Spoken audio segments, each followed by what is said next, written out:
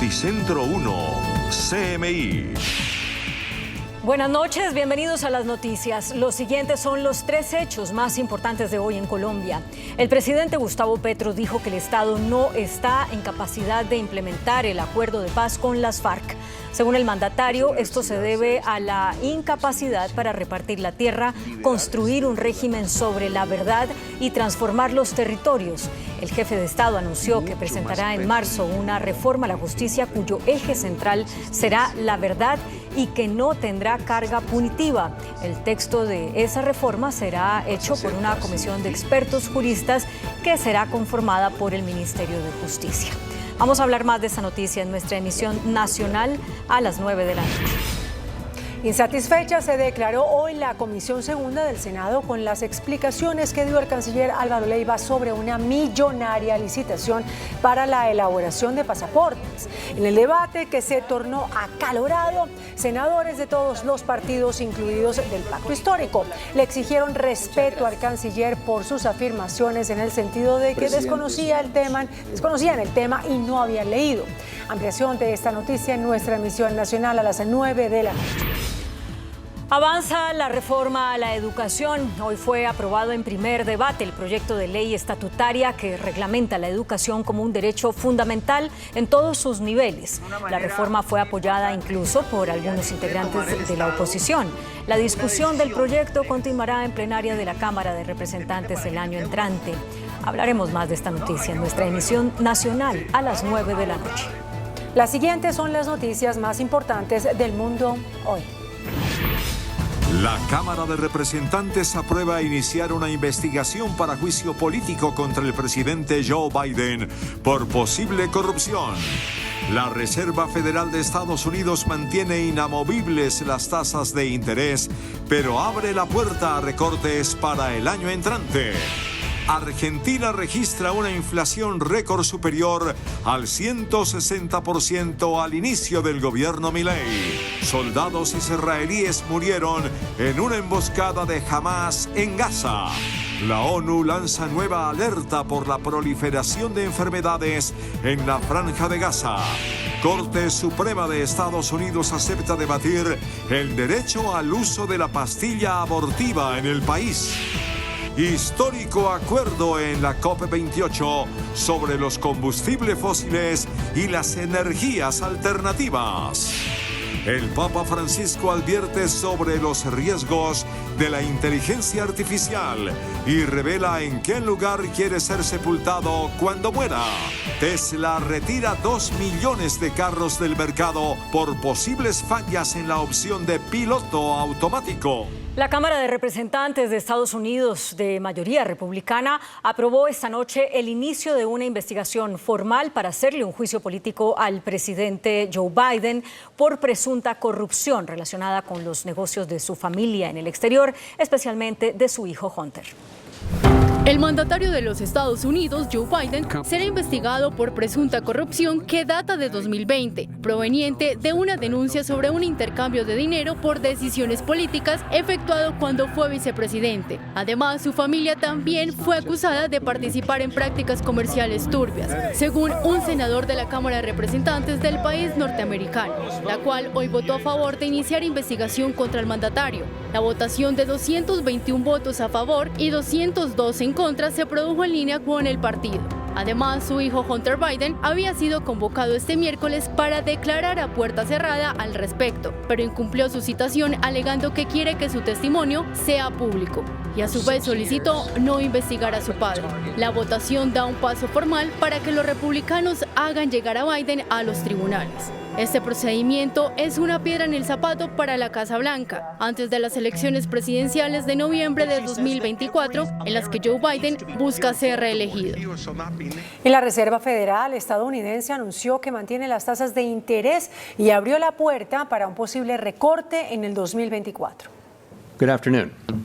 La Fed notificó este miércoles una nueva pausa en las subidas de tipos de interés, el tercer respiro consecutivo tras las 11 alzas que ha realizado desde marzo del año pasado, pero no descartó volver a subirlos si la coyuntura lo exige. El Banco Central estadounidense decidió mantener los tipos en la horquilla actual del 5.2% al 5.5%, su máximo nivel desde el 2001. The committee decided at today's meeting to maintain the target range for the federal funds rate at 5.25% to 5.5%, and to continue the process of significantly reducing our securities holdings. El Banco Central de Estados Unidos recalcó que su Comité Federal de Mercado Abierto seguirá evaluando información económica complementaria para determinar el alcance de un endurecimiento adicional de la política. La Fed revisó además al alza su previsión de crecimiento para el 2023 a 2.6% y redujo a 1.4% para el año 2024. Argentina registró en noviembre un nuevo récord de inflación, 160,9% interanual. No hay plata. Mientras el presidente Javier Milei inicia a implementar las nuevas medidas económicas para Argentina, el índice de precios al consumidor del país continúa su tendencia al alza, registrando una cifra del 160.9% interanual en noviembre. Al mismo tiempo, la inflación mensual se ha situado en el 12.8%. Este es el nivel más alto del último año y supone recuperar 2 dígitos mensuales, al igual que sucedió en agosto y septiembre. Igualmente, la inflación acumulada del año se encuentra ya en el 148.2%, según ha divulgado este miércoles el Instituto Nacional de Estadística y Censos argentino. Por su parte, la División de Salud tuvo el mayor incremento mensual, del 15.9%, seguido del grupo de alimentos y bebidas no alcohólicas del 15.7% y comunicación del 15.2%. El dato de inflación de noviembre se conoce un día después de que el nuevo gobierno de Argentina anunciase un primer paquete de medidas para paliar la crisis económica que atraviesa el país. En Estados Unidos, la Corte Suprema anunció que decidirá si restringe el uso de la píldora abortiva a nivel nacional. La Corte Suprema norteamericana acordó este miércoles abordar una disputa sobre la mifepristona, el medicamento más utilizado para interrumpir voluntariamente el embarazo. Los jueces escucharán apelaciones de la administración de Joe Biden y del fabricante de esta pastilla pidiendo que revoque un fallo de una corte de apelaciones que impone restricciones al acceso al medicamento, como no poder adquirirlo por correo o acortar las actuales 10 semanas a 7, el tiempo durante el cual se puede utilizar. Por lo que los jueces de la Corte Suprema rechazaron esta apelación separada de los opositores al aborto cuestionado, la aprobación inicial de la mifepristona por parte de la Administración de Alimentos y Medicamentos de Estados Unidos como segura y eficaz en el año 2000. El caso se discutirá en mayo del próximo año y probablemente se tomará una decisión a finales de junio, en medio de las campañas presidenciales y del Congreso del año 2024. El gobierno de Israel anunció la pérdida de 9 de sus soldados en una emboscada, el mayor número en un solo hecho desde el inicio de la guerra. Además, recalcó que seguirá la guerra contra Hamás con o sin apoyo internacional. Los enfrentamientos entre Israel y Hamás, tras más de 2 meses de guerra, empeoran cada día. El ejército israelí ha anunciado que 9 de sus soldados murieron en combate en el norte de Gaza, uno de los días más trágicos para las fuerzas israelíes desde que comenzó la ofensiva. La mayoría de ellos fueron víctimas de una emboscada en la ciudad de La Franja, mientras que en el sur del enclave han causado más de 18.600 muertos según las autoridades gazatíes. Por su parte, el ministro de Exteriores dice que Israel proseguirá la guerra contra Hamás con o sin apoyo internacional. A su vez, hizo un llamado a la comunidad internacional para que actúe de forma eficaz y agresiva, con el fin de proteger las rutas marítimas mundiales en referencia a los ataques perpetrados por los rebeldes hutíes de Yemen. Por otro lado, ante el intento de llegar a otro acuerdo con el grupo miliciano, el jefe de Hamás dice que cualquier tipo de acuerdo sobre Gaza sin la milicia palestina es un engaño, pero están abiertos a discutir cualquier idea o iniciativa que pueda terminar la agresión israelí y abrir la puerta a poner en orden el hogar de los palestinos. Los líderes de la cumbre climática COP28 llegaron a un acuerdo histórico sobre los combustibles fósiles después de 2 semanas de arduas conversaciones. La COP28 llega a un acuerdo final que se fundamenta en iniciar una transición para dejar atrás los combustibles fósiles. Esto sucede tras 2 semanas de intensas negociaciones para contener el aumento de la temperatura y que no supere el 1,5 grados respecto a niveles preindustriales. We have confronted realities and we have set the world in the right direction. We have given it a robust action plan to keep 1.5 within reach. It is a plan that is led by the science. It is a balanced plan that tackles emissions, bridges the gap on adaptation, reimagines global finance, and delivers on loss and damage. Abrir una senda de abono de estos tipos de energía era la prioridad de esta cumbre para la Unión Europea y otras economías industrializadas, así como para países muy vulnerables al cambio climático como muchos estados en desarrollo. El Papa Francisco dijo que la inteligencia artificial representa una seria amenaza para el mundo del trabajo. El pontífice también reveló que ya tiene todo planeado para el día de su muerte. Ante el auge de la inteligencia artificial y la preocupación por ser reemplazados laboralmente, en la Asamblea General el Papa Francisco envió un mensaje en el que citó que el trabajo ilegal y el trabajo deshumanizado, donde las tecnologías modernas como la inteligencia artificial y la robótica amenazan con sustituir la presencia humana. Y también lamentó preocupante la inseguridad en el trabajo, resultado de la carrera febril por reducir más a cualquier precio. Francisco se refirió a la falta de trabajo que compromete planes y opciones de vida, como la creación de una familia y el deseo de tener hijos, y también criticó la precariedad de tantas prácticas de trabajos ocasionales y temporales. Por otro lado, el pontífice habló de su muerte y reveló que quiere ser sepultado en la Basílica de Santa María la Mayor y no en la Basílica de San Pedro en el Vaticano, como sus dos predecesores, y que ya cambió el rito de su funeral, que sería distinto, más simple. Una compañía tecnológica de Estados Unidos presentó un nuevo robot humanoide con sensores en sus extremidades.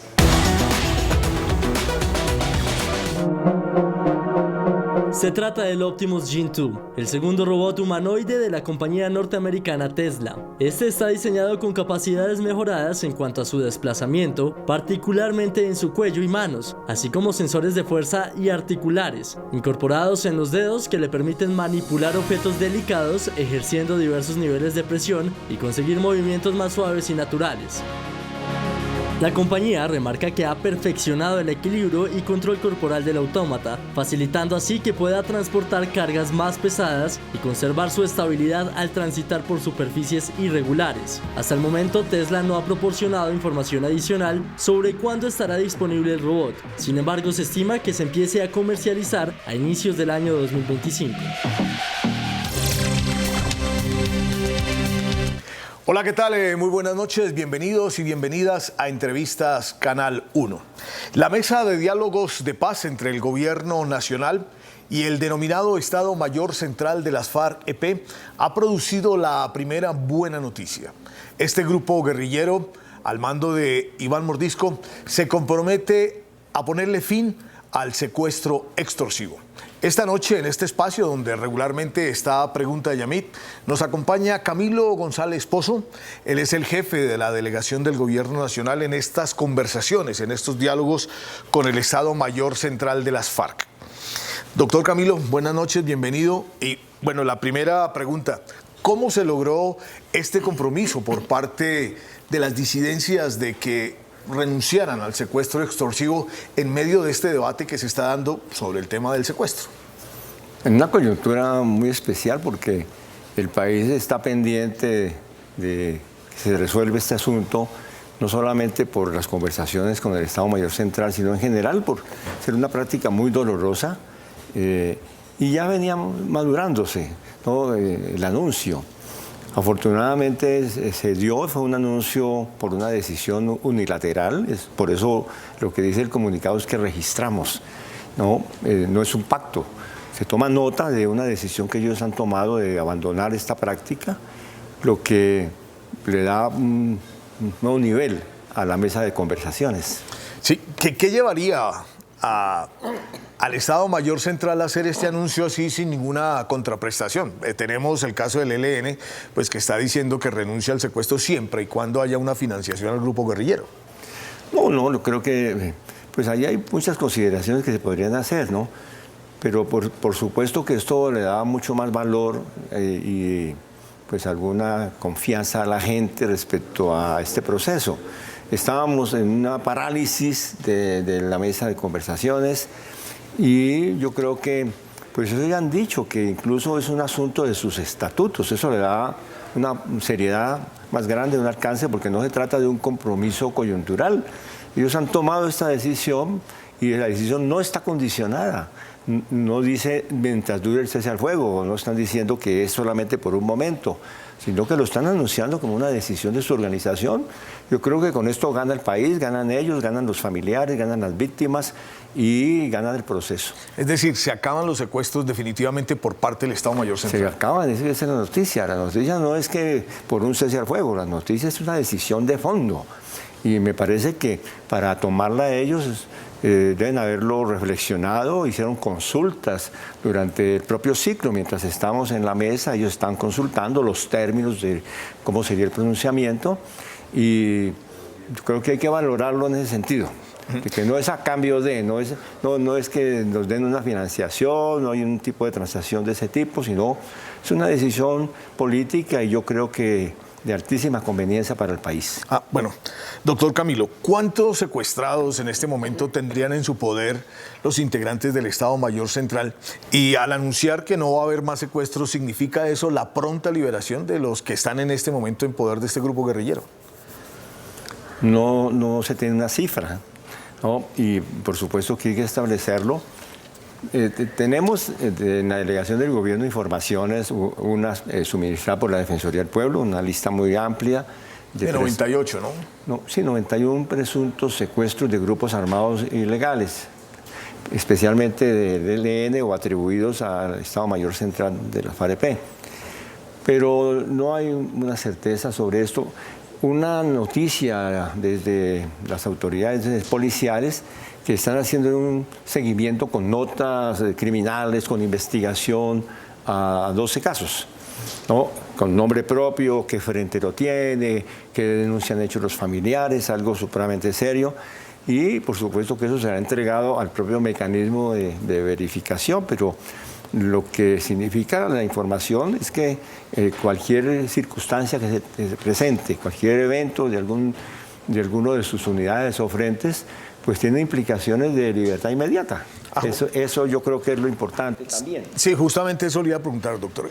Estamos en diciembre, estamos a punto de celebrar la Navidad ya la semana entrante. Entonces, digamos, esas 12 familias por lo menos que tienen a sus familiares secuestrados pueden esperar buenas noticias para los próximos días. Eso es lo que yo creo y el sentido del compromiso. Sería una gran noticia para las familias en Navidad, precisamente una alegría para el país, estos reencuentros y un mensaje, yo creo que es un mensaje para lo que sigue también, un mensaje para la sociedad. Tenemos una larga historia en Colombia de lo que ha sido la indignación, el pronunciamiento ciudadano frente al tema del secuestro. Pues yo recuerdo y también me acuerdo que ahí estuvimos cuando las grandes marchas del mandato por la paz, en el año 97, 98 y 99, cuando el voto por la paz, 10 millones de colombianos dijeron no más secuestros, no más niños en reclutamiento, todo un pronunciamiento por la paz. Y hubo movilizaciones de millones de personas. Hay registros de movilizaciones en el año 99 de 12 millones de personas en las grandes ciudades. Bueno, fueron cerca de 200 municipios con pronunciamientos. Pero en Colombia hay una conciencia por la libertad, en contra de todo tipo de privación de la libertad, de retenciones, de secuestros.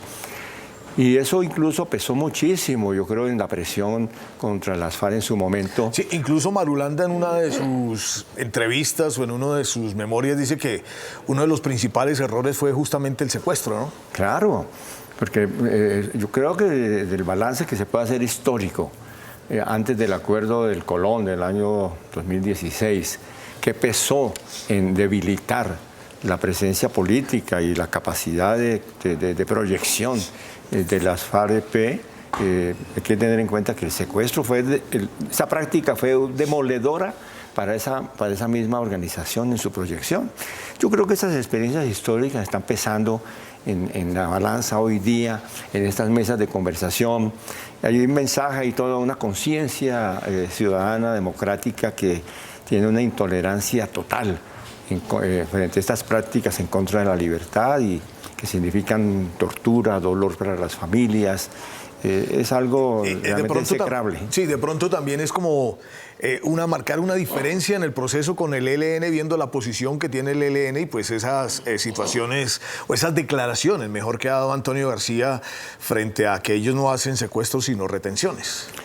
Bueno, eso no estuvo en el análisis, no nos quisimos meter en el rancho vecino, ¿no? Pero por supuesto yo sí creo que lo dijo muy bien Oti Patiño. Retención con propósitos económicos es un secuestro y punto. Así con sus capacidades de síntesis lo expresó el alto comisionado.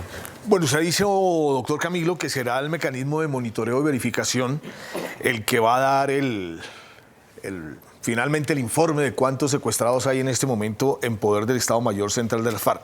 Ustedes ya inauguraron este mecanismo que era, digamos, la piedra en el zapato y que fue lo que llevó al Estado Mayor a pararse de la mesa, a hacer estas consultas. El cese del fuego va hasta el 15 de enero. Es decir, se acaba de instalar este mecanismo, tiene casi menos de un mes, ¿Sí alcanzará a hacer el informe? ¿Confían ustedes en que este sí va a ser un informe correcto y el mecanismo va a decir cuántos secuestrados hay? Bueno, primero, pues no creo que se hayan parado de la mesa porque no se instalara el mecanismo en su momento, pero ese es otro tema. El mecanismo que se estableció es supremamente importante para vigilar, prevenir, crear sobre esto una información frente a cada hecho que se ha denunciado. Está integrado de una forma muy técnica, lo encabeza la delegación, por ejemplo, del gobierno, está en cabeza de un brigadier general de la República y un equipo de oficiales de alta graduación y experiencia. También participa en la misión de paz de la OEA y también de Naciones Unidas, de la misión de verificación, el Consejo Mundial de Iglesias, la Conferencia Episcopal, es decir, se trata de un órgano con gran autoridad para evaluar los casos. Va a recibir el informe de un grupo especial de contingencia que se instaló provisionalmente mientras se llenaban los requisitos para el mecanismo. Va a evaluar ese informe más los hechos que se presenten hasta enero y presentará un informe a la mesa, al gobierno, a las partes, al país, sobre la realidad de la observancia del cese al fuego y de respeto a la población civil, porque no solamente está para mirar si hay disparos entre partes armadas. Bueno, usted mencionó hace un poquito el tema del reclutamiento de menores. La representante del Alto Comisionado para los Derechos Humanos de la ONU, Juliette de Rivero, ha denunciado que se ha disparado, se ha incrementado el reclutamiento, especialmente justamente de parte del Estado Mayor Central. ¿Qué compromiso adquiere este grupo frente al reclutamiento de menores? Bueno, el reclutamiento en general en el último periodo en Colombia, la organización que ha tenido la mayor expansión ha sido el llamado Clan del Golfo, o AGC. Digamos, las estadísticas indican que aproximadamente un 25% en ampliación de sus áreas de influencia y de sus integrantes en el último año. Sí. Y en el caso de las otras organizaciones, las que están en mesas de conversación con el gobierno, ha tenido un crecimiento alrededor del 5%, ha sido menor. Por supuesto que el tema de reclutamiento de menores es una preocupación muy grande. No hay un registro, porque los registros que hay son los registros de bienestar familiar, o cuando las familias ponen una queja, por eso hay una subvaloración.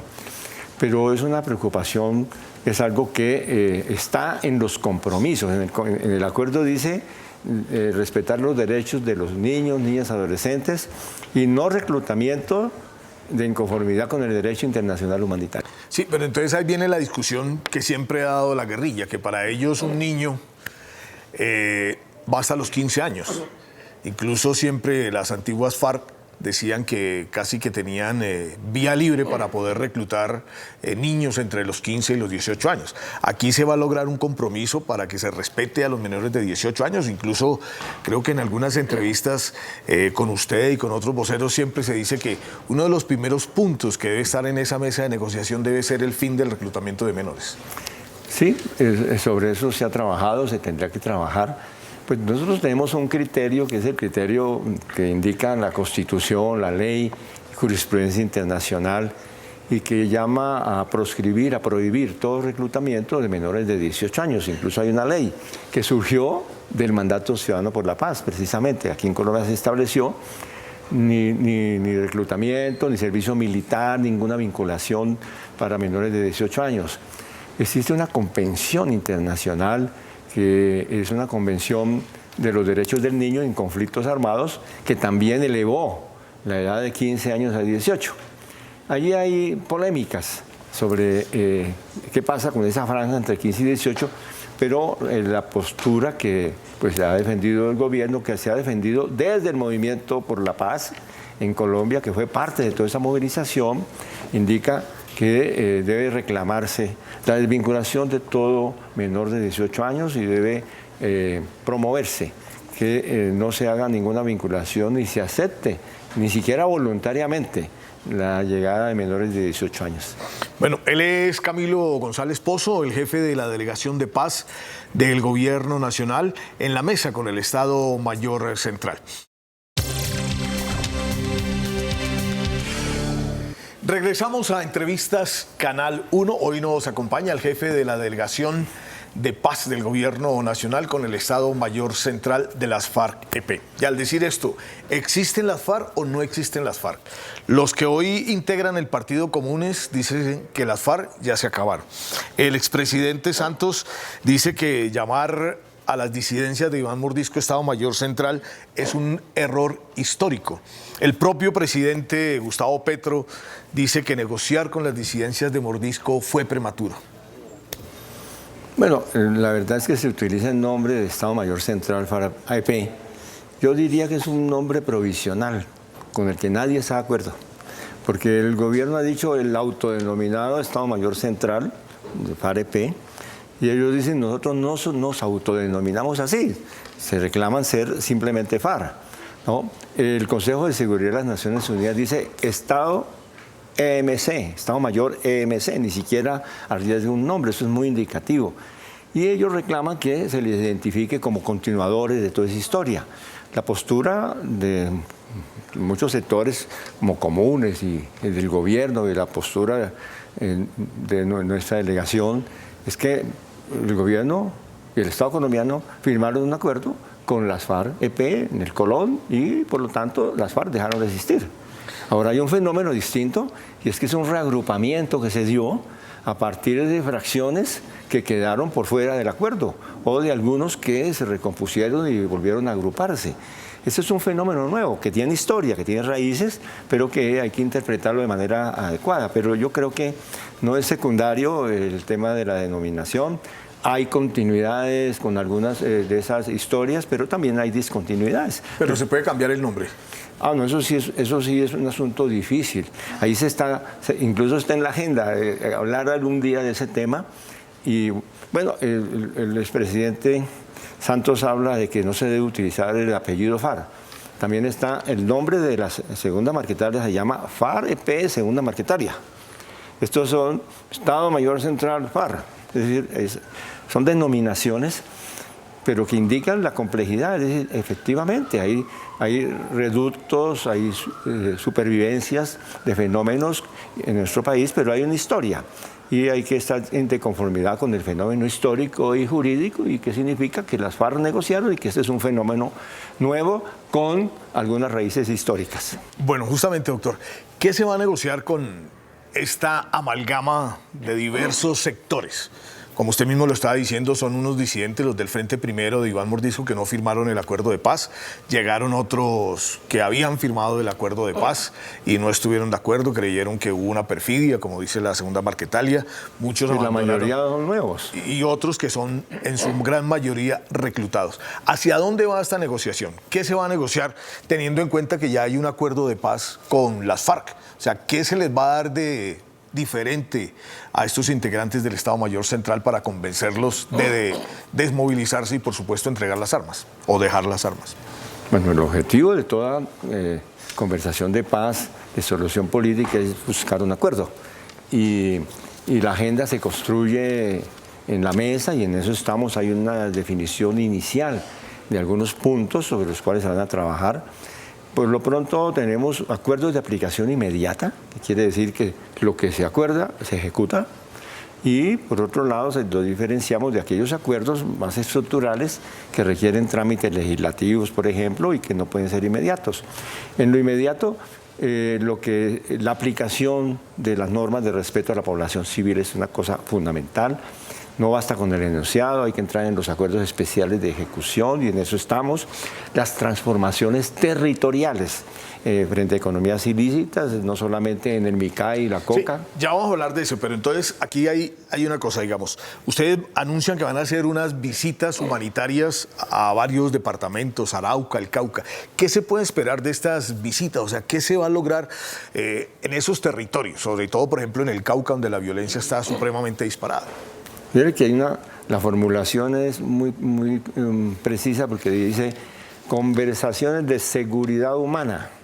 Es decir, que no se trata de seguridad humana, es decir, que es algo que va mucho más allá del tema humanitario y que tiene que ver con diferentes dimensiones de la problemática en las regiones que se han agudizado, se han vuelto supremamente lesivas para la población por las circunstancias del conflicto. Pero y de usted, la ¿qué violencia. le dice, por ejemplo, a alguien que en este momento vive en el norte del Cauca, a alguien que vive en el Putumayo, que vive en el Catatumbo? ¿Qué le dice? ¿Qué pueden esperar, o en Arauca incluso, qué pueden esperar de estas reuniones o de estas visitas que se van a hacer y de alivios en seguridad humana? ¿Cómo lo traducimos a la persona de la calle, a la gente del común? No, pues, por ejemplo, en el Cauca hay preocupaciones de las comunidades indígenas que también fueron analizadas.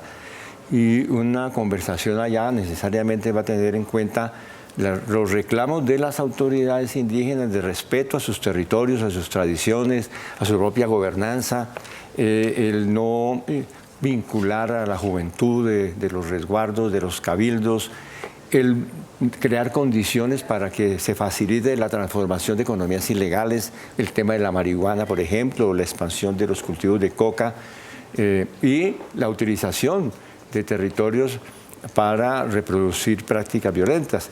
Pero no solamente eso, sino cómo se permite la autonomía de funcionamiento en los territorios para que se puedan desarrollar los planes de vida.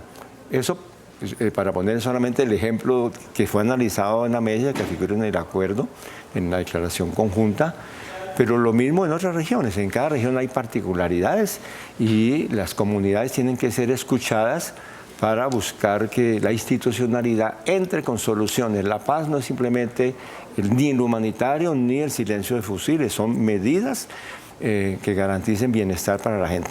Bueno, ¿qué va a pasar en el MICAI? Ustedes lo ponen aquí en el acuerdo que firmaron las dos delegaciones. ¿Cómo se van a sustituir estas economías ilícitas? ¿Hay un compromiso de parte del Estado Mayor Central de abandonar el narcotráfico?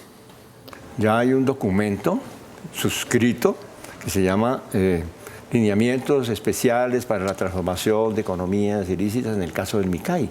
Y hay una ruta establecida para comenzar a trabajar en un plan con las comunidades, construir un plan de acción y ofrecer salidas. Por supuesto que es en conversación con la gente.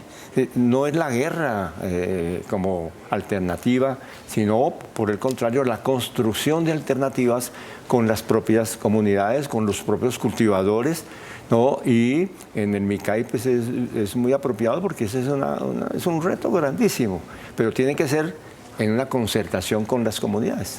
¿Hay zonas vedadas para las Fuerzas Armadas teniendo en cuenta justamente esto de el MICAI, esa confrontación que se dio por la posesión del plateado? Pues por supuesto que no puede haber en Colombia ninguna zona vedada. Porque ayer el defensor del pueblo justamente decía eso, que nota que las Fuerzas Armadas están inactivas en algunas regiones del país.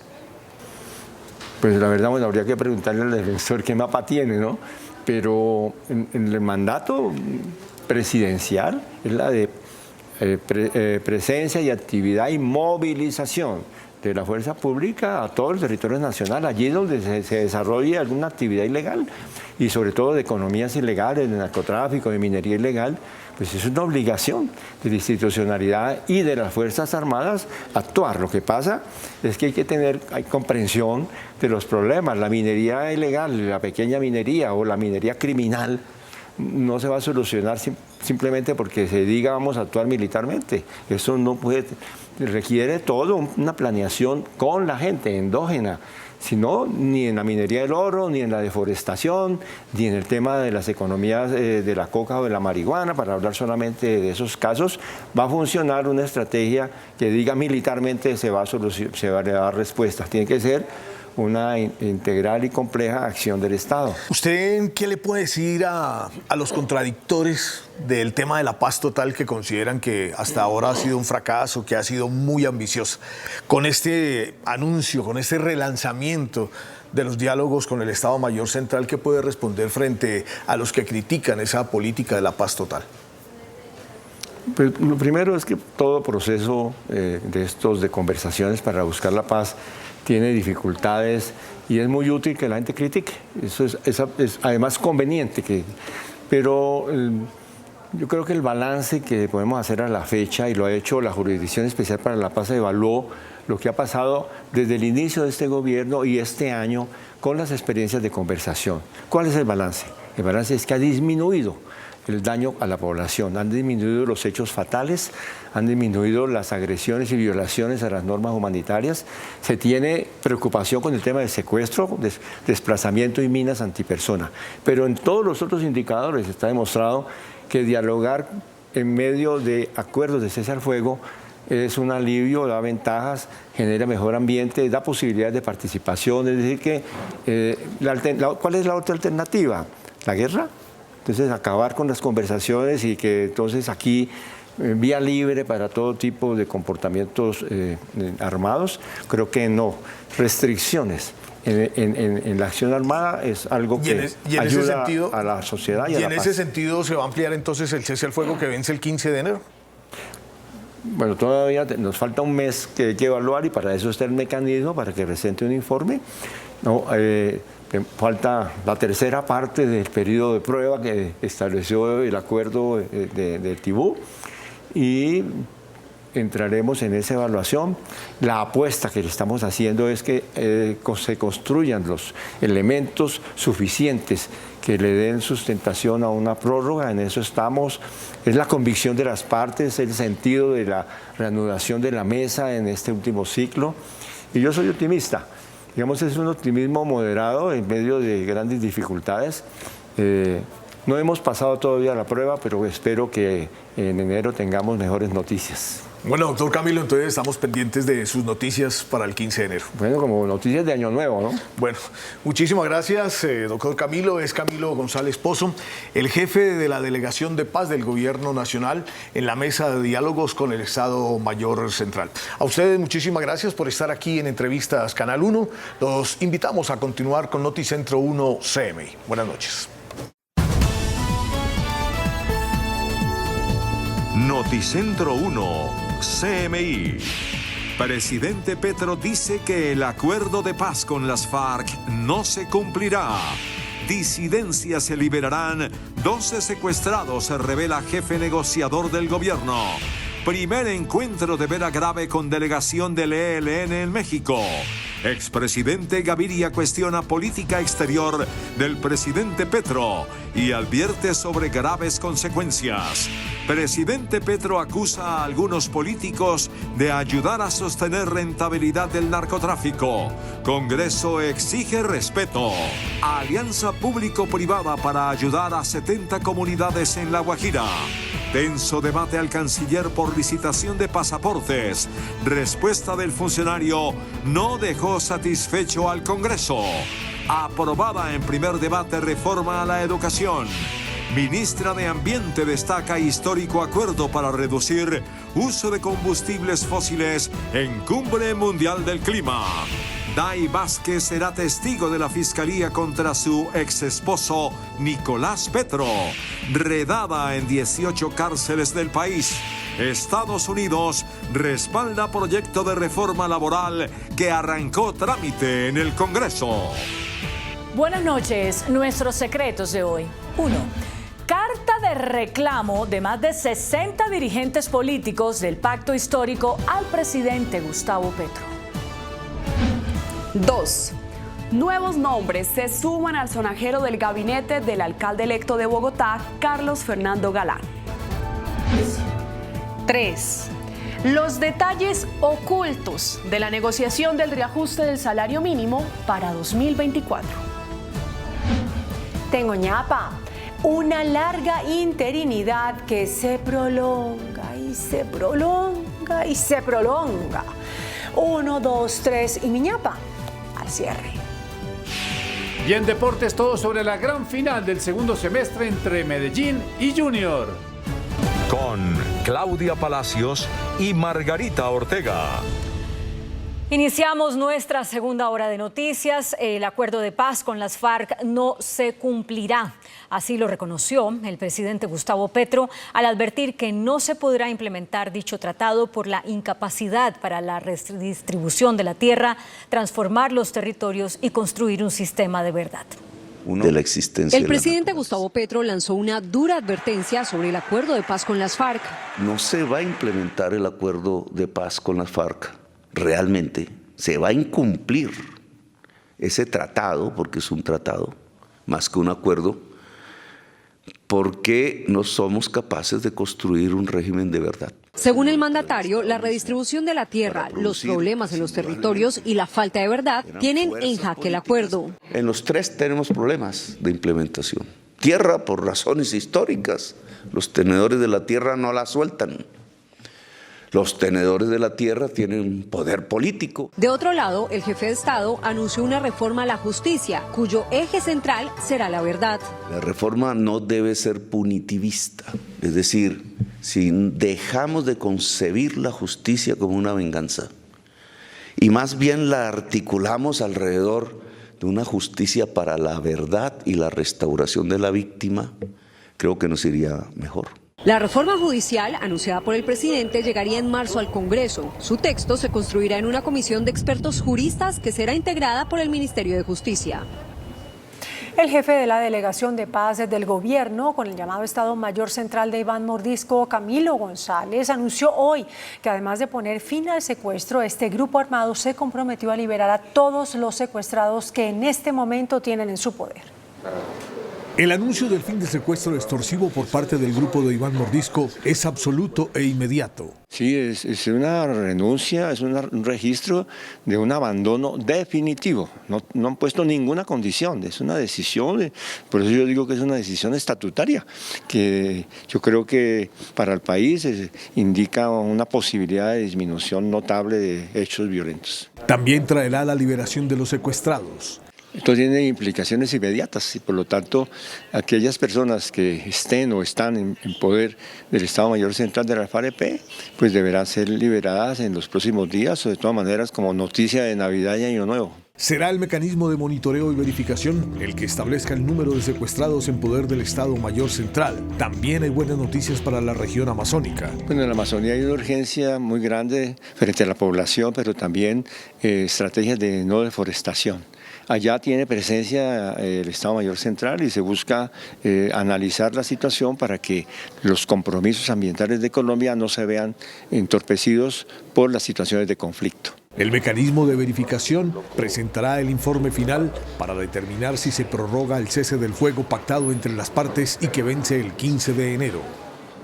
Desde Buenos Aires, Cauca, donde entregó a organizaciones indígenas y de campesinos un terreno que perteneció al paramilitarismo, el presidente Gustavo Petro pidió a las disidencias no convertirse en un ejército de traquetos al servicio de carteles mexicanos. Durante la entrega simbólica a campesinos, comunidades indígenas y afrodescendientes de un predio en las montañas del departamento del Cauca, que antes fue santuario del paramilitarismo, el presidente de la República, Gustavo Petro, les hizo un llamado vehemente a las disidencias de las FARC, con quienes se tiene una negociación para que no se conviertan en el brazo armado de carteles internacionales de la droga. ¿Se van a volver el ejército privado de los carteles de Albania y de Serbia y de los mexicanos? ¿En eso consistía la revolución? ¿Se van a volver el brazo armado de unos mafiosos mexicanos que matan a su propia población en masacres terribles y bárbaras allá en la República Mexicana? ¿O vamos a construir aquí la democracia con el pueblo colombiano? Aquí en el Cauca el mandatario colombiano también se comprometió o dijo que el objetivo de su gobierno era entregar a la siguiente administración en el 2026 1 millón de hectáreas habilitadas para la economía popular. Todo ese conjunto es una reforma agraria. Pero no tenemos Estado, se nos queda pequeño para poderlo hacer. Y tengo temores de que esa cifra de 3 billones que quedó escrita en los acuerdos de paz se vuelva ilusoria si no somos capaces nosotros mismos, si no tenemos la audacia suficiente de lograr números que sobrepasen el 1 millón de hectáreas al menos en este gobierno y le podamos entregar al próximo gobierno, ojalá progresista, una sabiduría sobre cómo hacer con eficacia la reforma agraria. Los predios entregados por el gobierno nacional oficialmente a comunidades indígenas y campesinas, también con un complejo agroindustrial de avicultura, beneficiarán alrededor de 10.000 familias de esta zona. Desde Buenos Aires, Cauca, con la cámara de Holman Maldonado, Juan Armando Rojas, Noticentro 1 CMI. La nueva jefe de la Delegación de Paz del Gobierno con el ELN, la ex senadora Vera Grave, mantuvo hoy su primer encuentro en México con el jefe negociador de esa guerrilla, Pablo Beltrán. A través de esta foto, en la que se aprecia un cordial apretón de manos en medio de sonrisas, Vera Grave y Pablo Beltrán mantuvieron su primer encuentro. El quinto ciclo de diálogos abordará temas como el fin del secuestro y la posible financiación de este grupo armado. La negativa del presidente Gustavo Petro a condenar las acciones terroristas de Hamás puede generar medidas internacionales contra Colombia. Así lo expresa el expresidente César Gaviria en un documento en el que también rechaza la contraofensiva de Israel contra Palestina. En este documento de 4 páginas, el expresidente César Gaviria, jefe único del Partido Liberal, muestra su inquietud por el giro que ha dejado la política exterior de Colombia al no condenar los ataques de Hamás a Israel. Lo que pronto puede llegar a constituir una enorme presión en el Congreso de Estados Unidos al gobierno Biden para que se apliquen medidas no solo contra el presidente Petro, sino contra Colombia. Recuerda el exmandatario en su misiva de 4 páginas que la creación del Estado de Israel fue la consecuencia del Holocausto. El accionar de Hamás contra Israel ha sido de una perversidad sin nombre y efectivamente hay que propiciar que todo el pueblo palestino no sufra todas las consecuencias de la reacción militar israelita y que no se identifique al pueblo palestino con Hamás. Y advierte que la falta de condena por parte del presidente a los ataques de Hamás dejan en entredicho a Colombia. Pero el problema de Colombia es que se ha convertido en el más agresivo defensor de las acciones terroristas de Hamás y eso pronto va a tener graves consecuencias para el país. Culmina su documento el expresidente César Gaviria diciendo que el presidente Petro debería tomar una posición más equilibrada, que comience por una condena de Hamás, que muestre al mundo que Colombia defiende el derecho internacional humanitario. El presidente Gustavo Petro criticó a los senadores que hundieron la regulación de la marihuana. Aseguró que están favoreciendo las rentas del narcotráfico. Si eso se... Indignado por la decisión del Senado de hundir la legalización del consumo de marihuana para adultos, el presidente Gustavo Petro arremetió contra los congresistas. De lo que se trataba es que la producción se legalice y Colombia pueda exportar cannabis a los países que ya han legalizado. Quien pierde es Colombia, que podría reemplazar así economías ilícitas. Quien gana es el narcotráfico, que puede hacer crecer sus arcas de la muerte. Hay políticos que ayudan a sostener la rentabilidad del narcotráfico. Insinuó dineros calientes detrás de la decisión. Quienes ilegalizan reciben sobornos. A través de la misma red social criticó al presidente de FENALCO y lo acusó de esclavista por pedir moderación en el incremento del salario mínimo. FENALCO debería recapacitar en su actuación pública. Si quieren vender en sus grandes superficies comerciales, entonces necesitan compradores con buen sueldo. Al buscar esclavizar la fuerza de trabajo del país, FENALCO estaría construyendo la ruina de sus propios afiliados. El mandatario insistió en la necesidad de aumentar la demanda para reactivar la economía colombiana. Respeto por la independencia del Congreso, le exigió hoy el presidente del Senado, Iván Name, al presidente Gustavo Petro. Luego de que la plenaria del Senado hundiera el proyecto de acto legislativo que permitía el uso de cannabis por parte de adultos y la reacción del presidente Gustavo Petro, quien manifestó que hay políticos que ayudan a sostener la rentabilidad del narcotráfico, el presidente del Congreso y senador Iván Name le respondió al mandatario hoy. Es inadmisible este señalamiento indeterminado del presidente de la República en evidente respuesta al trámite legislativo del proyecto de cannabis del día de ayer. Se volvió costumbre el irrespeto, así que nuevamente le exijo respeto por el legislativo. Y la senadora Paola Holguín del Centro Democrático lo denunció ante la Comisión de Investigación y Acusación. Ayer una vez finalizó el debate y la votación del proyecto de cannabis a las 11 de la noche. Él dijo que quienes habíamos votado el archivo recibíamos sobornos. Yo lo que le pido a Gustavo Petro es que se retracte o si tiene pruebas que nos denuncie, porque si no podría estar incurriendo en encubrimiento. No es la primera vez que congresistas rechazan las afirmaciones que hace sobre el Congreso el presidente de la República. Posiciones encontradas se presentaron hoy entre el presidente Gustavo Petro y varios de los alcaldes electos por la norma que derogó la prohibición de porte y comercialización de sustancias ilícitas en lugares públicos. Durante su primera reunión con los alcaldes y gobernadores electos, el presidente de la República, Gustavo Petro, enfatizó en la importancia de incorporar los ejes de su Plan Nacional de Desarrollo en los gobiernos locales y departamentales. Sin embargo, uno de los aspectos que más llamó la atención de los asistentes fue que nuevamente se refirió a la derogación del decreto del Código de Policía que previamente prohibía la posesión, tenencia, entrega, distribución y comercialización de drogas o sustancias prohibidas en espacios públicos.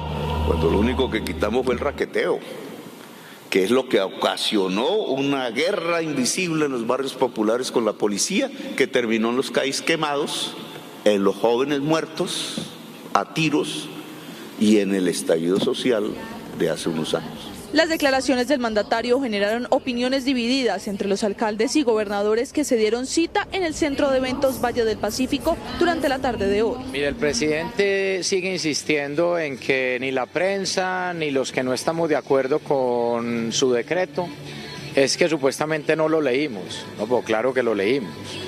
Y claro que mientras uno vuelve y lo lee, más se preocupa. Y desde el primer momento vamos a ser muy cuidadosos y muy exigentes con la policía para recuperar los espacios públicos para las familias, para el deporte, para la cultura. Aquí no hay por esa decisión de gobierno ni puede haber una autorización para distribuir droga en nuestra ciudad. Eso no puede haber en nuestro país. Y vamos a enfrentar eso y desde la alcaldía vamos a trabajar con la policía para enfrentar eso. Finalmente, el presidente de los colombianos reiteró su convicción de que hoy el conflicto tiene como centro la economía ilícita y que sería un fracaso sustituir solo un cultivo, por lo que hizo un llamado al Senado para mover en su totalidad esta economía de la ilicitud a la licitud. La Comisión Segunda del Senado se declaró hoy no satisfecha con las explicaciones del canciller Álvaro Leiva sobre la licitación para la elaboración de pasaportes, tras un acalorado debate en el que congresistas del Pacto Histórico le exigieron respeto. El día no fue bueno para el canciller Álvaro Leiva en la Comisión Segunda del Senado. Llegó a intentar explicar qué había pasado con la licitación de pasaportes y su tono no les gustó a los congresistas. Les pido que para la próxima vez se hayan leído juiciosamente esas resoluciones. Estas resoluciones las conocemos todas. Estas resoluciones que usted dice que no hemos leído las conocemos todas los senadores de la Comisión Segunda.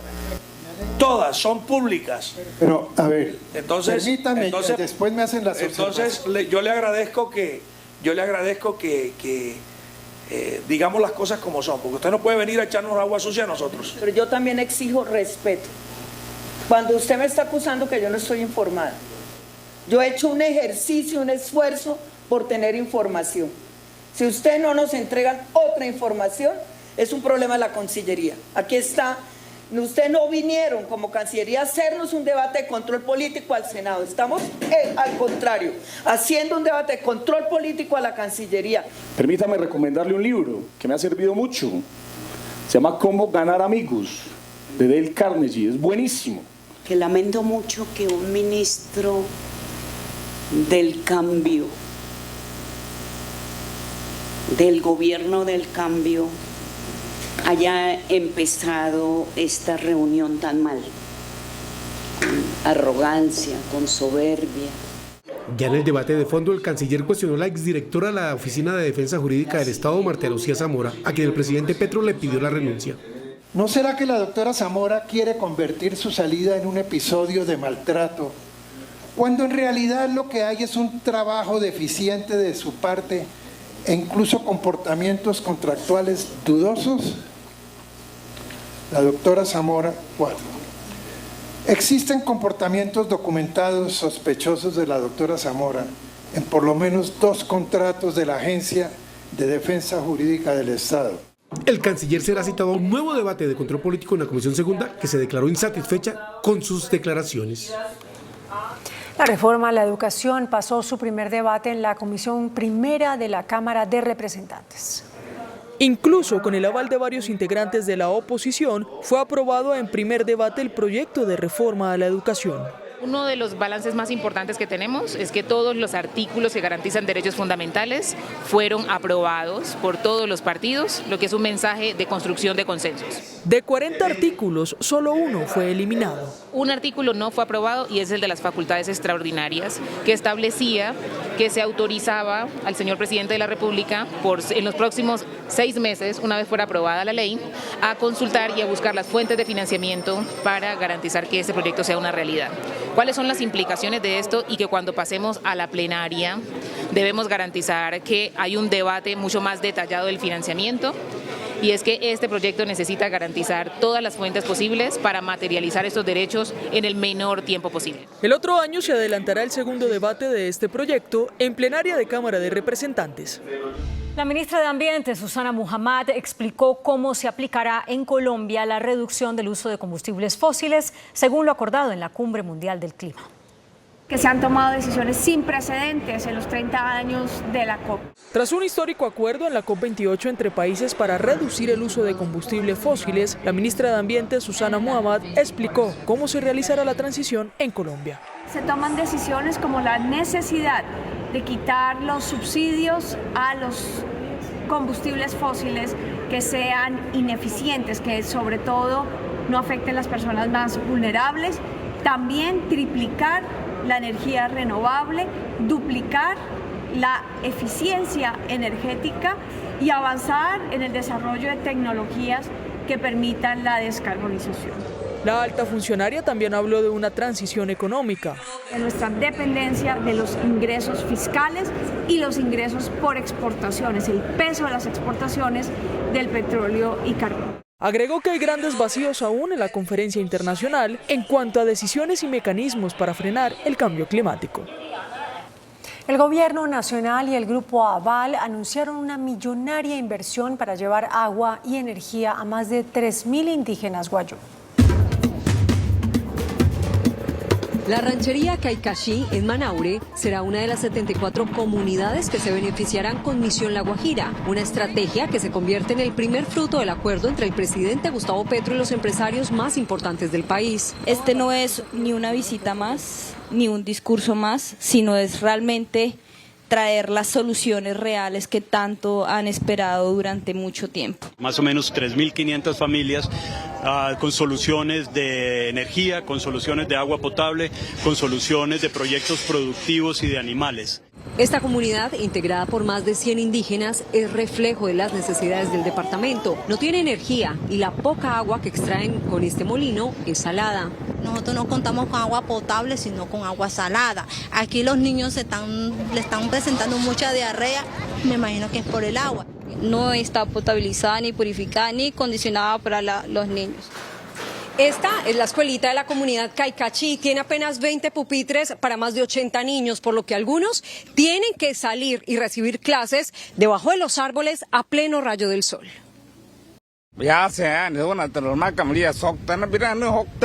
Bueno, los niños reciben las clases por parte de los profesores debajo de las enramadas. Ya debajo de las enramadas ellos se ingenian, buscan la silla porque carecemos de pupitres, no hay pupitres y así como ustedes pueden observar con las brisas, entonces es muy incómodo para esos niños. La alianza entre el gobierno y el Grupo Aval inicia con una inversión de 10.000 millones de pesos, pero se calcula que se necesitarán más de 100.000 para lograr el objetivo. Yo esperaría que en 10 semanas estemos viendo ya los resultados de ese plan de choque. La idea es impulsar la economía de la región, por lo que habrá proyectos productivos para facilitar la comercialización y exportación de mochilas y mantas guayú. Las autoridades del Cauca buscan a una niña de 15 años, quien fue reportada como desaparecida por su familia. La Fiscalía General de la Nación activó el mecanismo de búsqueda por desaparición forzada de la menor Eileen Yasmín Bedón Calpa, que desapareció en la vereda Los Robles, entre los municipios de Timbío y Sotará. Y si alguien la tiene, si alguien sabe de ella, pues que nos la devuelva sana y salva, porque es una niña que verdaderamente necesita un medicamento para estar bien. En el Cauca se lanzó una alerta porque hay varios hechos de desaparición de menores de edad, debido a que en el 2023 han sido reclutados 90 niños por parte de los grupos armados ilegales. Adelantamos los actos de investigación con nuestras policías judiciales. A esta hora se hacen investigaciones por parte del CTI de la Fiscalía, la Policía Nacional, para lograr ubicar a la menor de edad Yasmín Bedón Calpa, desaparecida en el Cauca. La Fiscalía otorgó un acuerdo de colaboración a Day Vázquez, ex esposa de Nicolás Petro, para que entregue información sobre el dinero que recibió el exdiputado durante la campaña presidencial de su padre. La exesposa de Nicolás Petro, Day Vázquez, será testigo de la Fiscalía en la investigación que se adelanta por el millonario caso de lavado de activos que enreda al exdiputado. El ente acusador decidió otorgarle un acuerdo de inmunidad por 2 años a cambio de que colabore con la justicia y cuente todos los detalles sobre los hechos que rodearon la entrega de los recursos que Nicolás Petro pidió mediante engaños a nombre de la campaña de su padre y de los cuales se habría apropiado. Son datos. La decisión de la Fiscalía de otorgar un principio de oportunidad a Day Vázquez tiene que ser validada por un juez y luego de esto podrá ser testigo de las autoridades. Vázquez será la primera testigo de la Fiscalía en este caso de lavado de activos, luego de que Nicolás Petro decidiera no colaborar, pese a que inicialmente dijo que buscaría negociar con la justicia. La Comisión de Acusación abrió una indagación previa al presidente Gustavo Petro para establecer si hubo irregularidades en la financiación de su campaña. La decisión de la Comisión de Acusación de la Cámara de Representantes se da luego de que la Fiscalía General de la Nación le remitiera a esa célula legislativa varias evidencias sobre presuntas irregularidades en la financiación de la campaña presidencial de Gustavo Petro. En un breve comunicado, la Comisión de Acusación oficializó la apertura de la indagación previa al presidente de la República, quien solo puede ser investigado por el Congreso dado su fuero presidencial. Se ordenó apertura de investigación previa en contra del señor presidente de la República. Para determinar si se abre un proceso formal, la Comisión de Acusación citó a los testigos de este caso, incluido Nicolás Petro. Igualmente se decretaron pruebas con el propósito de esclarecer los hechos. La Corte Suprema de Justicia ordenó el traslado del ex senador Arturo Char de la cárcel La Picota a una guarnición militar en la costa atlántica. El expresidente del Congreso está detenido por una investigación por presunta compra de votos y está a la espera de ser llevado a juicio por 2 delitos. En el departamento del Cauca fue asesinado en las últimas horas otro firmante de paz. El homicidio del firmante de paz Jesse Octavio Morales se presentó en la vereda La Paz del municipio de Mesetas Meta cuando se encontraba en un negocio de su propiedad. Fue ultimado en este punto, al parecer por 3 personas con arma de fuego. Nosotros tuvimos conocimiento de manera inmediata, nuestras unidades de policía judicial e inteligencia hacen las verificaciones, las pesquisas de rigor. Ya en este momento el cuerpo del occiso se encuentra en la cabecera municipal, ya se están haciendo las verificaciones. El firmante de paz había pertenecido al Frente 53 de las distintas FARC y había estado preso por reincidir en el delito de extorsión. Esta persona estuvo bajo el mando del Zarco Aldinever, quien actualmente se encuentra en las estructuras de la nueva Marquetalia. Jason Octavio Morales se convierte en el firmante de paz 406 asesinado desde el inicio del proceso de paz y en el número 42 en lo que va corrido del año. La policía llevó a cabo una redada contra la extorsión en 18 cárceles del país. En medio de la inspección a 18 centros de reclusión, las autoridades encontraron un animal exótico en la cárcel de Bellavista que, según la policía, era símbolo de poder de extorsionistas. Se trata de un erizo albino. Creemos que la tenencia de esta especie tiene que ver con cierto mensaje de poder al interior.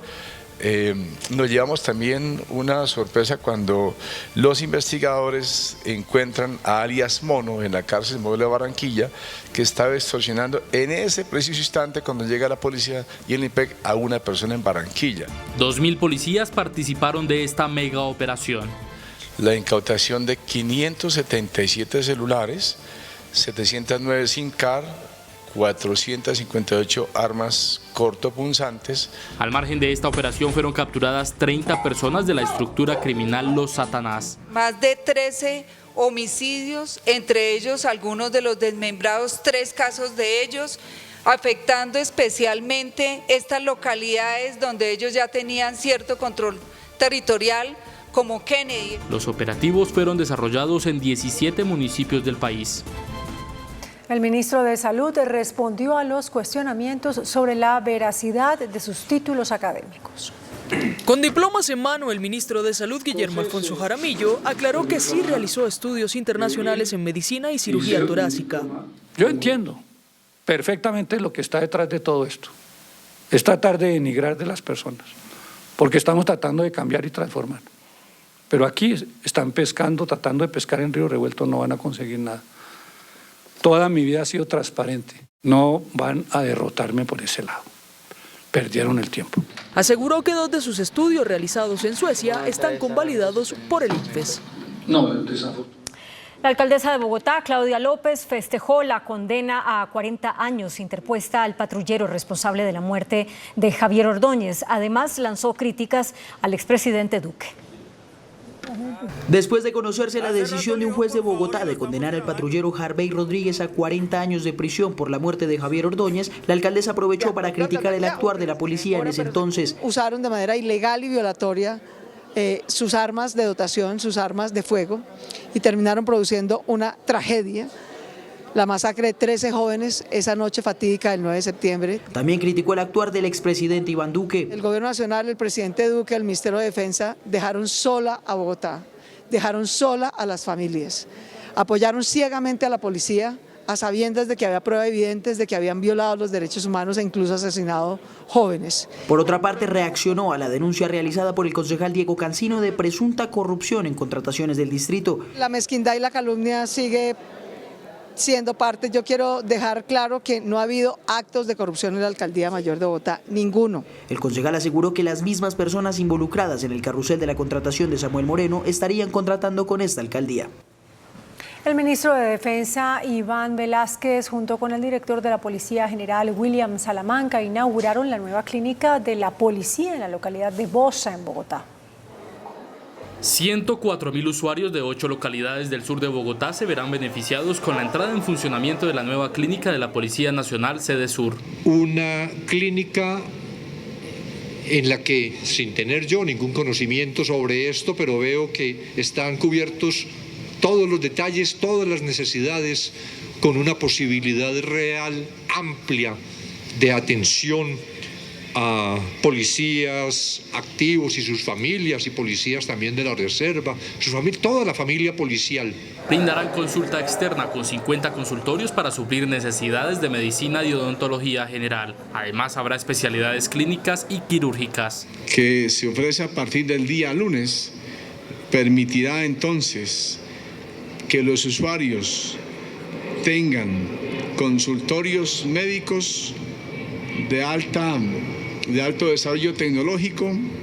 La clínica está equipada con 314 equipos de última generación que garantizarán servicios de salud. La Alcaldía de Bogotá y el Gobierno Nacional acordaron la construcción de una nueva universidad pública en la localidad de Suba.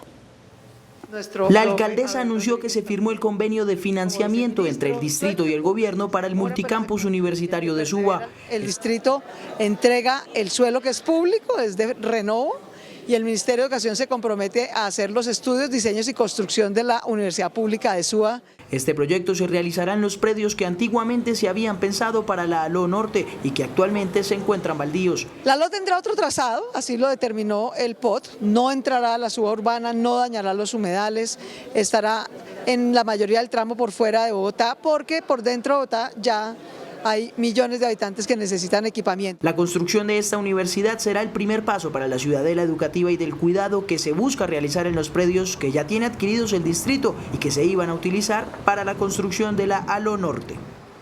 Y en Bogotá mañana habrá ciclovía nocturna desde las 6 de la tarde hasta la medianoche. Este jueves 14 de diciembre se llevará a cabo la tradicional jornada de ciclovía nocturna de temporada de Navidad. Las vías principales que estarán habilitadas para esta actividad son la avenida Boyacá entre carrera 24 y calle 170, la calle 26 entre carrera séptima y el Monumento de Reyes cerca a la avenida Ciudad de Cali, la calle 170 entre avenidas Boyacá y carrera novena, la carrera novena entre calle 116 y la calle 170, la carrera 15 entre calle 72 y calle 127, la carrera séptima entre calle décima y calle 116. Para esta jornada habrá actividades destinadas en varios puntos de los recorridos. Iniciará a las 6 de la tarde e irá hasta la medianoche. El resto de vías que normalmente se habilitan para la ciclovía de los domingos también estarán cerradas.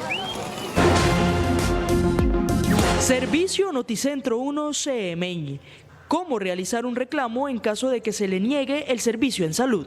A través de los diferentes mecanismos comunicacionales que hay con la superintendencia, que incluye desde la llamada a un celular, cuyo número se ve en la pantalla que vamos a presentar, pero también a través de las diferentes redes, mediante el correo electrónico, mediante la llamada al PBX, y siempre dispuestos a atender los tres tipos de reclamos: los vitales, que deben ser resueltos en 24 horas, los priorizados en 48 y los simples en máximo 72. La Cámara de Representantes de los Estados Unidos aprobó la apertura de una investigación contra el presidente Joe Biden. El Papa Francisco habló sobre dónde y cómo quiere ser enterrado cuando muera. Noticias del Mundo en Noticentro 1 CMI. La Cámara de Representantes de Estados Unidos, de mayoría republicana, aprobó esta noche el inicio de una investigación formal para hacerle un juicio político al presidente Joe Biden por presunta corrupción relacionada con los negocios de su familia en el exterior, especialmente de su hijo. Tras su última reunión del año, la Reserva Federal mantiene las tasas de interés por tercera vez consecutiva y a su vez anticipó varios recortes en 2024 hasta 4,6% en función de un debilitamiento de la actividad económica, según un comunicado publicado al término de su reunión de política monetaria. A punto de cumplir la semana que viene 87 años y luego de una bronquitis que le impidió hacer un viaje a Dubái, el Papa Francisco habló de su muerte y reveló que quiere ser enterrado en la Basílica de Santa María la Mayor y no en la Basílica de San Pedro en el Vaticano, como sus dos predecesores. Además, ya cambió el rito de su funeral, que será distinto, más simple. El gobierno de Estados Unidos anunció públicamente su respaldo a la reforma laboral de Colombia, que cursa en el Congreso de la República. A través de un comunicado en sus cuentas oficiales de la red X, Estados Unidos respaldó la reforma laboral del presidente Petro. El avance de una reforma laboral consensuada asegurará que la mano de obra de Colombia sea competitiva en el mercado mundial. La Casa Blanca apoyó fomentar y ampliar los derechos de los trabajadores en Colombia. El gobierno Biden-Harris está de acuerdo con que los trabajadores tengan voz colectiva y poder para influir en las normas que rigen sus lugares de trabajo. El gobierno Biden respaldó además el fortalecimiento de los sindicatos en el país. Por último, la Casa Blanca celebró el compromiso de Colombia con la mejora de los derechos de los trabajadores acorde con los dictámenes de la OCDE. Estamos de acuerdo con que los sindicatos libres, fuertes, independientes y democráticos son un medio necesario para este fin y esenciales para la democracia. La Comisión Séptima de la Cámara negó una solicitud de archivo a la reforma laboral. Mañana arrancará la discusión del proyecto. La reforma laboral pasó un nuevo impasse en el Congreso luego de que la Comisión Séptima negara una petición de archivo de dicha iniciativa. El representante Andrés Forero del Centro Democrático lideró la solicitud, argumentando que la reforma es un proyecto nocivo para el sector laboral. Este es un proyecto de la mayor gravedad, hace cambios muy concretos. La ministra dice que no nos quiere, que no debemos seguir teniendo un código laboral de hace 50 años, pero con algunas disposiciones como la de, por ejemplo, el tema de la automatización nos está llevando incluso más lejos en el tiempo, nos está llevando al siglo XIX. Sin embargo, la petición de archivo fue derrotada, por lo que el gobierno espera mañana avanzar en la discusión de la ponencia. Creo yo que esta reforma, la que muchos le rezaron sponsors y le hicieron el velorio, pues está viva y la veo con buena salud. Durante la discusión, los ponentes exaltaron este trino de la Embajada de Estados Unidos emitido hoy, en el que se destaca la reforma. El presidente de la Asociación Colombiana de Minería, Juan Camilo Nariño, reportó aportes récord en regalías para el 2023. La agremiación anunció que la nación recibirá aportes récord del sector correspondientes a renta, regalías y retención a la fuente. se espera un monto de por lo menos 18 billones de pesos, de los cuales al menos 9,7 billones serán solo por regalías. El próximo año, un año además en donde va a haber unos indicadores económicos que llegan casi, algunos dicen, a la recesión, pues el sector minero va a contribuirle a los colombianos a la estabilización de las finanzas públicas. Precisamente con el fallo de la Corte Constitucional que permitió deducir las regalías, se aclaró el panorama para las inversiones, aunque decretos del Ministerio de Ambiente siguen generando dudas. Siguen existiendo unas conversaciones que generan incertidumbre en materia de decretos que hoy están por expedirse. La cifra de producción de minerales, sobre todo de carbón, serán positivas al cierre del año. El ministro de Minas, Andrés Camacho, sostuvo que las importaciones de gas son necesarias para cubrir el déficit de cara al fenómeno del Niño. En el debate de la Comisión Quinta de la Cámara de Representantes, el ministro de Minas y Energía, Omar Andrés Camacho, sostuvo que Colombia tiene las contingencias en importaciones de gas, las cuales son necesarias para garantizar la demanda, sobre todo en épocas de fenómeno del Niño. Tenemos hoy ya un nivel de importación, no tenemos que ampliarlos, pero sí lo que buscamos es cubrir ese déficit que tenemos con precios más competitivos que puedan también afectar positivamente la tarifa de energía. El funcionario anunció que en primer trimestre del próximo año iniciará el proceso para una licitación de la planta de regasificación del Pacífico. Tenemos que revisar ya sea la regasificadora, ya sea otros mecanismos como la tubería, la infraestructura del país, pero también avanzar en temas de biogás en el marco de la transición energética. Por el lado de las importaciones de gas desde Venezuela, se hará un estudio riguroso desde Ecopetrol sobre la situación de PDVSA en materia jurídica y económica. Bruce McMaster acaba de ser elegido como próximo presidente del Consejo Gremial Nacional. La fórmula en la vicepresidencia será de Jorge Enrique Bedoya, presidente de la Sociedad de Agricultores de Colombia. Para 2025, la presidencia estará en manos de Camilo Sánchez, presidente de Andesco. El índice de confianza de los consumidores cayó nuevamente en noviembre. De acuerdo con el reporte del Centro de Estudios Económicos de Desarrollo, la confianza bajó a niveles negativos del 20%. Los hogares siguen afectados por la inflación. Se ordenó la suspensión de la importación y venta de 8 series de celulares Motorola en Colombia. La medida se adoptó por parte de la Superintendencia de Industria y Comercio al señalar que los equipos no cumplen con estándares técnicos y patentes establecidas para el sector de las telecomunicaciones.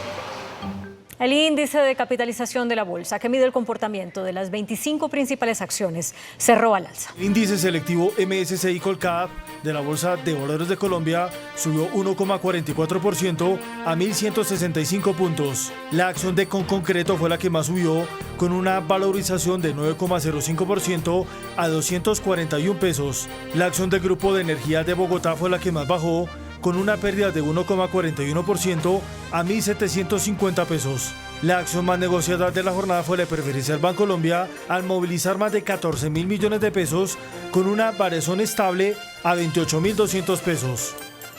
El dólar cerró al alza. Indicadores económicos en Noticentro 1, CMI. La representativa del mercado que regirá para mañana jueves será de 3.999 pesos con 43 centavos. Los profesionales del cambio compran la divisa en promedio entre 1.910 pesos y la venden entre 1.960 pesos. Un euro cuesta 4.301 pesos con 40 centavos. La libra de café en Nueva York se cotizó a $1 con 88 centavos. El azúcar se transó en 21,93 centavos de dólar la libra. El barril de petróleo WTI se cotizó en $69 con 87 centavos. La referencia Brent para Colombia se cotizó en $74 con 59 centavos. Una acción de Ecopetrol cuesta 2.500 pesos. Mucha atención, tenemos noticia al cierre. Un productor arrocero y su esposa fueron asesinados en el municipio de Vistahermosa, en el Meta. Un trabajador resultó herido en el ataque sicarial. Así terminamos esta emisión de Noticentro 1 CM.